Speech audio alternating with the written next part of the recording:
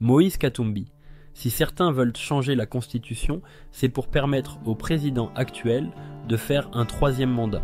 L'opposant congolais a profité de son récent séjour à Bruxelles pour accorder une interview exclusive Jeune Afrique.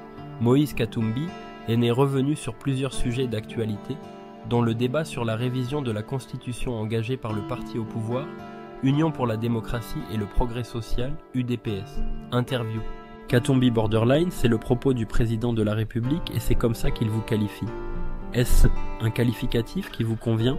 Peut-être le président ne connaît-il pas la définition exacte de ce mot. Ceux qui me connaissent savent que je suis constant dans mes prises de position et déterminé dans mes actions. Je vais au bout de mes engagements. Donc c'est un qualificatif qui ne vous convient pas? Pas du tout. Je le répète, je suis d'un tempérament constant. Ceux qui me connaissent le savent. L'UDPS, le parti au pouvoir milite depuis pour la révision de la Constitution. On parlerait même d'un 4e penalty. Comment allez-vous réagir? Un 4e faux penalty. Heureusement, Dieu fait des choses. C'est dans mon appartement ici à Bruxelles qu'on tenait nos réunions à l'époque, avec y compris le président Tshisekedi, Vital Kamerhe, l'actuel président de l'Assemblée nationale. C'est à ce moment-là que nous disions « Passi Nayo, Passi Nangai », mon malheur, ton malheur, et nous montions des stratégies pour contrer le changement de la Constitution par le président Kabila. On peut regarder les déclarations du président Tshisekedi à l'époque. Que ça soit en lingala ou en français, il a répété la même chose, disant qu'on ne doit pas toucher à la Constitution. Et c'est la même Constitution aujourd'hui. Le problème en RDC aujourd'hui, ce n'est pas la Constitution, c'est le manque de bonne gouvernance. Nous avons une bonne Constitution. Rien ne justifie de la changer. Il y a cette question de la double nationalité, celle de la présidentielle à 2 tours, il y a la loi électorale. Vous avez toujours exigé des réformes. Le président doit terminer son mandat et partir. Il ne faut pas qu'il touche à la Constitution. Avant d'arriver au pouvoir, il était contre toute modification de la Constitution, ne fût-ce que d'un seul de ses articles, pour ne pas ouvrir la boîte de Pandore. C'était le cas également du professeur Mbata, du professeur Njoli, du professeur Ezambo, le conseiller spécial à la présidence, qui avait démissionné de la Cour constitutionnelle pour protester contre toute modification du texte constitutionnel. Nous avons une constitution et ce n'est pas elle qui nous commande d'aller tirer sur nos enfants au Congo central. Ce n'est pas la constitution qui nous demande de ne pas construire chez nous, ni de détourner ou dépenser abusivement l'argent de l'État. Je le répète, le problème aujourd'hui en RDC, ce n'est pas la constitution, c'est la mauvaise gouvernance. Mais le président Tshisekedi n'a jamais dit qu'il voulait s'éterniser au pouvoir. Personne n'est naïf. Si certains veulent changer la Constitution, c'est pour permettre au président actuel d'effectuer un 3e mandat. Le reste, ça n'est que de l'habillage. Pourquoi ne devrait-on pas le faire selon vous si les réformes s'imposent? L'urgence, ça n'est pas de changer la Constitution qui est une bonne Constitution. C'est de travailler pour soulager la population dont les conditions de vie se sont détériorées partout. L'urgence, c'est de venir en aide à nos concitoyens de l'Est qui sont dans la guerre. Je constate qu'au sein du pouvoir, certains ne pensent qu'à une chose, s'éterniser au pouvoir plutôt que l'exercer au service de la population. Vouloir changer la Constitution à des fins personnelles, c'est l'assurance de diviser encore plus profondément le pays qu'il ne l'est déjà. Puisque vous parlez de la cohésion, il y a Martin Fayulu qui est de l'opposition comme vous, qui prône la cohésion nationale. Quelle est votre position quant à ce? Je reste constant dans ces positions. Pendant la campagne, j'avais promis que si je suis élu, je vais terminer la guerre et résoudre les problèmes de la population congolaise. Nous avions eu des élections chaotiques dans notre pays. Le président Tshisekedi est légal en tant que président mais manque de légitimité comme président. C'est le problème que nous avons dans ce pays depuis 2018. Un semblant d'élection a eu lieu en décembre 2023. La fraude a été massive. Résultat, nous avons un président légal mais pas légitime. Pour autant, en l'état actuel, dialoguer ne servirait à rien. Il vaut mieux que le président et son gouvernement travaillent pour le temps qui leur reste avant de céder la place dans 4 ans, comme l'impose la Constitution. Pensez-vous que le pays a un problème de légitimité et que les élections de 2023 n'ont rien apporté? C'est une évidence. Dites-moi dans quel pays on peut accepter le résultat des élections si l'on trouve plusieurs machines à voter entre les mains des membres de la majorité ici représentés par l'Union sacrée? En décembre 2023, il n'y a pas eu élection. Il s'est agi d'un vaste processus de nomination. Le président Tshisekedi a déclaré qu'il n'y avait ni nécessité ni opportunité d'un dialogue. Voilà. Pourtant, ce que nous voyons aujourd'hui, c'est la souffrance et la misère de la population, la corruption, les détournements massifs d'argent public, les arrestations arbitraires dont vous-même avez été victime il n'y a pas si longtemps. Ne pensez-vous pas que ce sont des questions qui peuvent être évoquées entre responsables politiques? Ce n'est pas le bon moment. Que le président travaille, il a fait beaucoup de promesses à la population. Il doit les tenir. Certains veulent le dialogue pour le partage du pouvoir. Moi, je ne suis pas un demandeur d'emploi. On m'avait proposé la primature, j'ai refusé. J'ai démissionné en tant que gouverneur du Grand Katanga. Le plus important, c'est de réaliser les promesses faites aux gens, et ce n'est pas le dialogue qui va résoudre tous ces problèmes-là. Nous avons beaucoup de problèmes dans ce pays et je crois qu'on a besoin de cohésion. Mais comment avoir cette cohésion si les acteurs ne se mettent pas autour d'une même table? Le problème, ce n'est pas se mettre autour d'une même table. Il y a un gouvernement qui a la majorité au Parlement, la majorité à tous les gouverneurs dans toutes les provinces, qu'elles se mettent au travail. Les gens sont très mal payés. Le train de vie de l'État, surtout des acteurs politiques, est très élevé avec des voyages que je qualifierais d'inutiles. Le Congo, aujourd'hui, est devenu le premier pays africain consommateur de champagne, dans la capitale de Kinshasa, où la population n'a pas d'eau potable ni d'électricité, où les gens souffrent, où il n'y a plus de routes, etc. Nous devons faire très attention. La population n'est pas bête, elle observe et sait très bien ce qui se passe. On vous accuse d'avoir entamé des travaux de réhabilitation d'un aérodrome sans saisir, au préalable, l'autorité urbaine. Quelle preuve avez-vous pour faire mentir ceux qui ne jurent que par une poursuite judiciaire contre Moïse Katumbi? On est habitué maintenant avec des faux dossiers dans notre pays. C'est une piste qui existe depuis 1970. On avait fermé notre camp de pêche en 1963. Et quand je suis allé là, en famille, voir la population, j'ai fait 5 heures de bateau, j'ai eu les larmes aux yeux en arrivant sur place. L'école qu'on avait laissée n'existe plus, puisque l'État n'existe plus chez nous. Même quand on parle 145 territoires, c'est de l'utopie. J'ai vu des petits-enfants de 6 ans quitter à 4 heures du matin pour aller à 10 km et sont transportés par les grands frères de 10 voire 12 ans. Et beaucoup de nos enfants dans ce coin ne vont plus à l'école à cause de la distance à parcourir par jour. On m'a demandé de construire une école, j'ai construit une école pour 600 élèves. Ils m'ont demandé aussi de les aider avec un hôpital, puisqu'un jour on a transporté une femme qui était morte avec son bébé parce qu'il n'y a plus de route.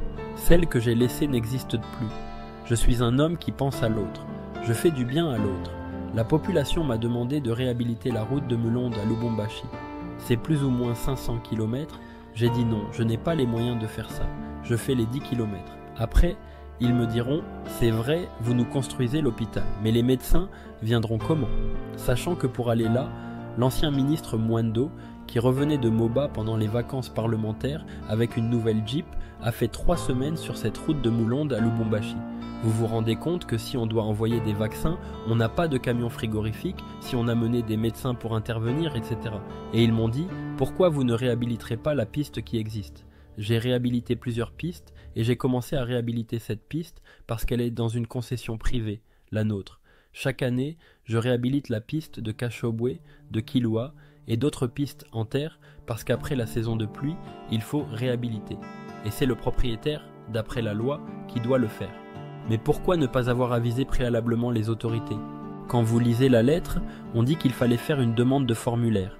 Mais le formulaire qu'on nous donne, c'est pour la construction. La réhabilitation, il y a combien de pistes en terre qu'on réhabilite chaque année après la saison des pluies dans le Nord Kivu? Quand vous réhabilitez, vous n'avez pas besoin de demander la permission. Et si sur la piste il y a un trou ou de l'eau quand il faut atterrir, il faut laisser comme ça pour tuer des gens, il faut avoir cette volonté d'aider, il faut aimer le prochain. Quand je le fais, c'est parce que l'État est absent. Ces gens qui sont en train de mourir, ce sont des Congolais. Au contraire, je devais être félicité d'avoir réhabilité la piste. Je le fais régulièrement. Demandez aux gens de Kilwa, chaque année je réhabilite la piste, et je n'ai jamais demandé de permission. Vous violez donc la loi? Lisez bien la loi très bien. On parle de modification et de construction. La modification, c'est quand vous voulez par exemple asphalter une piste en terre ou si vous voulez prolonger la piste. Mais moi, je n'ai pas fait tout ça.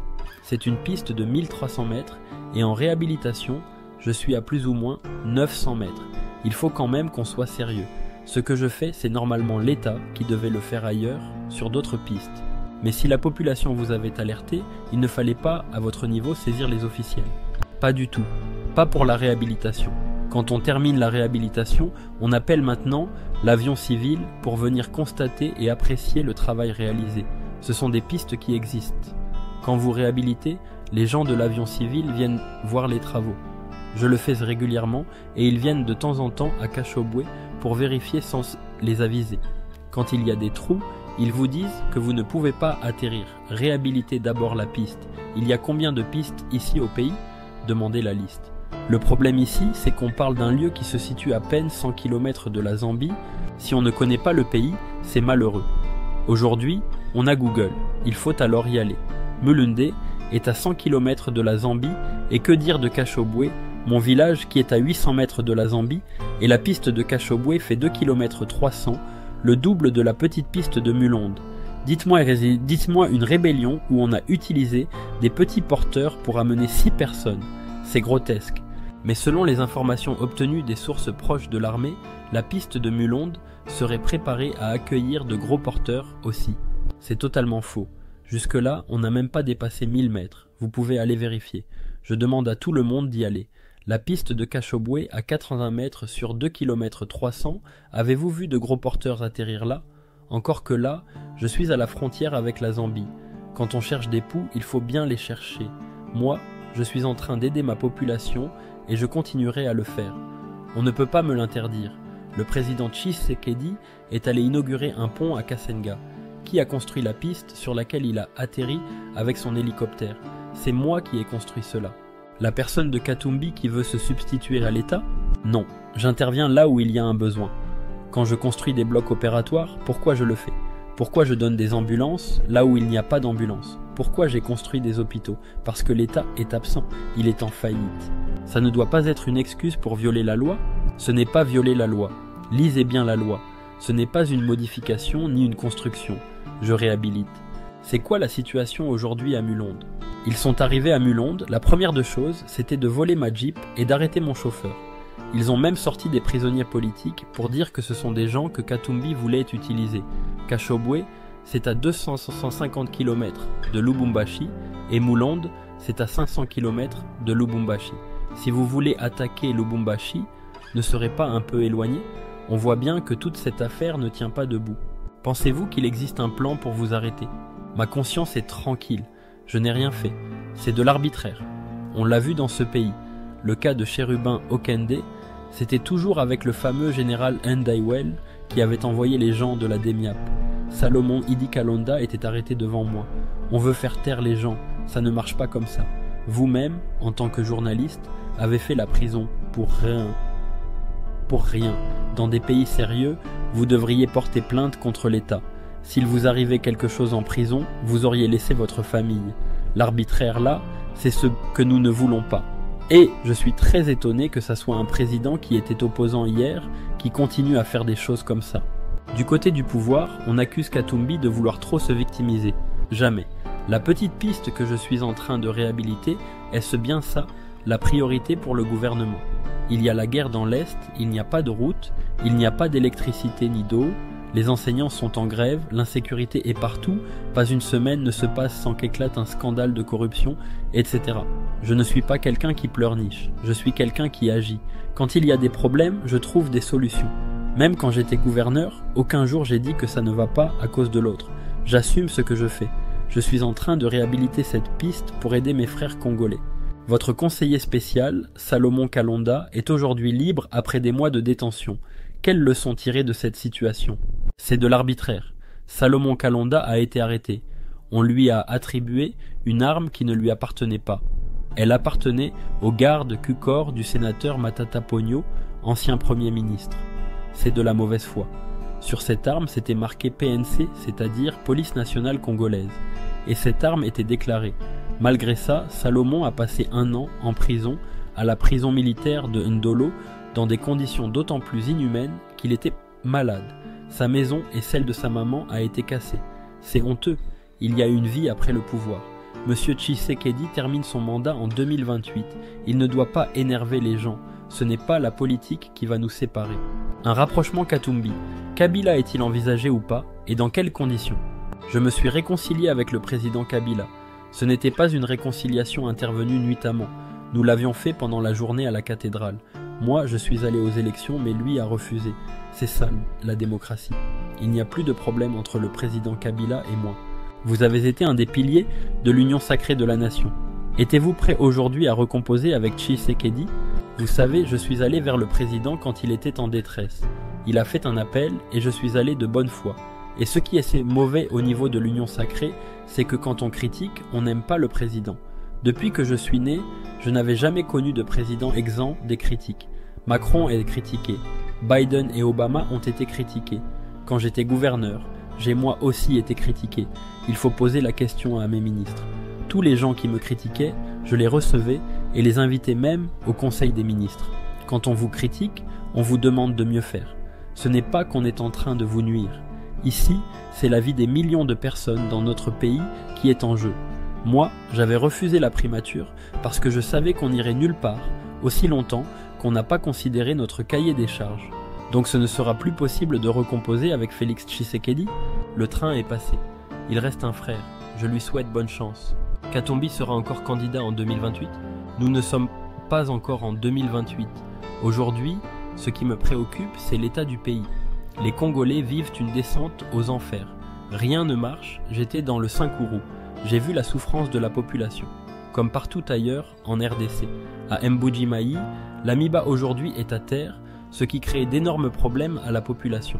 Il n'y a pas de travail, pas d'eau potable, les routes sont dans un état déplorable. Aujourd'hui, l'Union sacrée se vante de son bilan, en brandissant notamment la liberté de manifester, les droits de l'homme, la démocratie. Aujourd'hui, on vient d'arrêter Patrick Lokala. Hier, c'est vous qui étiez en prison. C'est ça la démocratie? Nos services de sécurité se sont transformés en une police politique dont le seul objectif est la traque des opposants et des opinions divergentes. S'agissant des droits de l'homme, même Kabila n'a pas arrêté tant de prisonniers politiques. Jean-Marc Kabound, Franck Diongo, Mike Mukebayi, Salomon Kalanda, Seth Kikouni. Notre frère chérubin qui est mort, il l'a été au nom de quoi? Kabila serait-il, pour vous, un modèle ou une référence pour une telle comparaison, sachant que vous avez vous-même passé 3 ans en exil sous Kabila? J'ai passé 3 ans en exil sous Joseph Kabila. Mais si l'on compare l'état de droit de cette époque et aujourd'hui, demandez à la population, même les Quinois dont vous êtes, ils vous diront que c'était moins pire avant. Aujourd'hui, le pouvoir cherche à taire tout le monde. Les gens doivent avoir la liberté de parler, d'exprimer leur opinion, sans risquer de se faire arrêter. Dans l'une de vos déclarations, vous dites que ceux qui sont aujourd'hui au pays sont dans une sorte de liberté provisoire. Bien sûr, c'est une liberté provisoire. On peut vous prendre, décider de votre sort quand on veut. C'est le règne de l'arbitraire. On peut créer un dossier contre vous quand on veut. Que fait la DEMIAP au Katanga? Est-ce là où il y a des problèmes sécuritaires? Mais s'il y a des gens qui entrent en conflit avec la loi, elle doit quand même réagir. D'une part, je n'ai jamais violé la loi. D'autre part, chacun constate le 2 poids, 2 mesures. Des opposants sont jetés en prison sans raison, alors que d'autres qui ont du sang sur les mains, ont détourné des centaines de millions de dollars, ne sont pas inquiétés. Au-delà de vous? Et vous, vous avez violé la loi? C'est pour ça qu'on vous a envoyé à Makala? Évidemment que non, il fallait simplement vous faire taire. Comment sortir de la situation actuelle? Il y a clairement un problème de légitimité politique, car en 2023, il n'y a pas eu d'élection. Et ce problème ne pourrait se résoudre qu'à travers de bonnes élections en 2028. Ce sera une chance à ne pas gâcher. C'est un problème que vous posez. Mais comment sortir le pays de la crise que vous décriez actuellement? Avec la gouvernance actuelle, rien n'est possible. Si je peux donner un conseil, ce serait de réduire le train de vie de l'État, lutter contre la corruption, rétablir la justice, mettre fin à la guerre à l'Est. Aujourd'hui, le pays est pillé comme il ne l'a jamais été avant. Au Katanga, les opérateurs miniers sérieux ne viennent plus. Pourquoi? Parce qu'on rentre dans la mine d'autrui, on chasse le propriétaire, on fait entrer la famille, ensuite on va piller, et c'est ça que vous appelez état de droit? Quid du porte-parole de l'opposition? Vous le revendiquez toujours? C'est constitutionnel, mais depuis les élections de 2006, ça n'a jamais été appliqué. J'espère que cette fois-ci, pour la première fois, ça sera. On dira également des députés de l'opposition illégitime, mais légaux? Nos députés ont été élus et les autres ont été nommés. Nous avions eu une élection chaotique jamais connue depuis ma naissance. Les députés de l'opposition ne détenaient pas des machines à voter comme au sein de la majorité. Nos députés ont la légitimité. Ceux du pouvoir avaient leurs imprimantes et leurs propres machines à voter. Aujourd'hui, le gouvernement doit-il négocier ou non avec le M23 ou a-t-il raison de ne vouloir dialoguer qu'avec le Rwanda? C'est une très bonne question. Je vais d'abord évoquer le passé. J'étais gouverneur quand le M23 avait été chassé de l'est de la RDC à l'époque du président Kabila. Le budget de l'armée était de plus ou moins 500 millions de dollars américains. Aujourd'hui, le budget de l'armée est de plus de 2 milliards USD. Si on a chassé le M23 avec 300 millions USD et qu'aujourd'hui on ne parvient pas, avec 2 milliards USD, de reconquérir le territoire national, il y a un problème. Pour moi, je dis c'est là que les gens volent de l'argent en prétextant effort de guerre, parce que l'argent n'arrive pas chez les militaires, et c'est pourquoi ils ne veulent même pas parler de dialogue, puisque ce sera un manque à gagner pour eux. On doit nous dire combien on a dépensé jusque-là. Le dialogue est nécessaire avec tous les Congolais, surtout pour la paix. Quand ils sont allés à Nairobi, le M23 était à Kinshasa. Qui l'avait appelé ou amené dans la capitale? C'est le président de la République.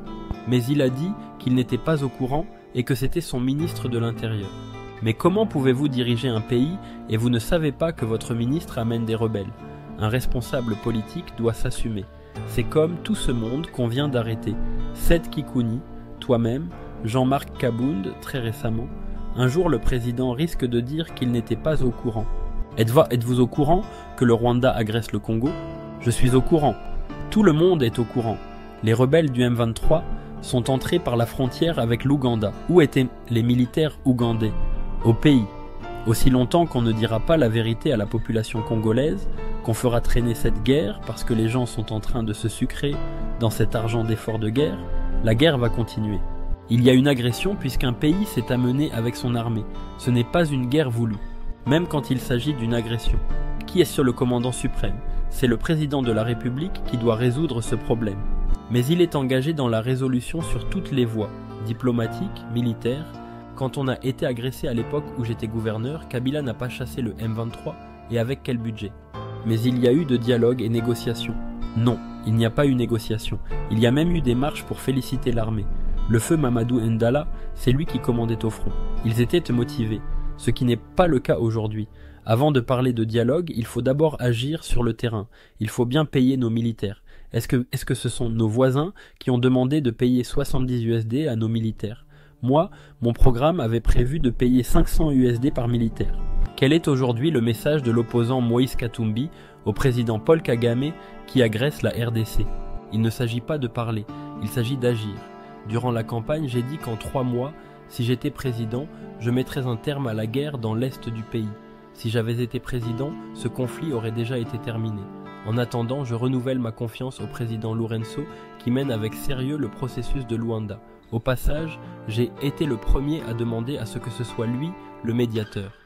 Dans cette guerre, il faut rappeler les agressions extérieures, mais aussi le problème intérieur. Corneille Naanga est bien congolais, que je sache. Vous dites qu'il s'agit d'un problème interne, mais il y a des militaires d'un pays étranger sur le sol congolais. Nous avons condamné ça. J'ai condamné le Rwanda et l'Ouganda. Il faut condamner les deux pays si on veut aboutir à une solution. J'ai toujours condamné ça, et je réitère encore aujourd'hui. Je n'accepterai jamais qu'on agresse mon pays, mais je n'accepterai pas non plus que certains utilisent cette guerre pour s'enrichir. Maintenant, le plus important, c'est le retour à la paix. Mettre fin rapidement et durablement à la souffrance de nos frères et sœurs de l'Est.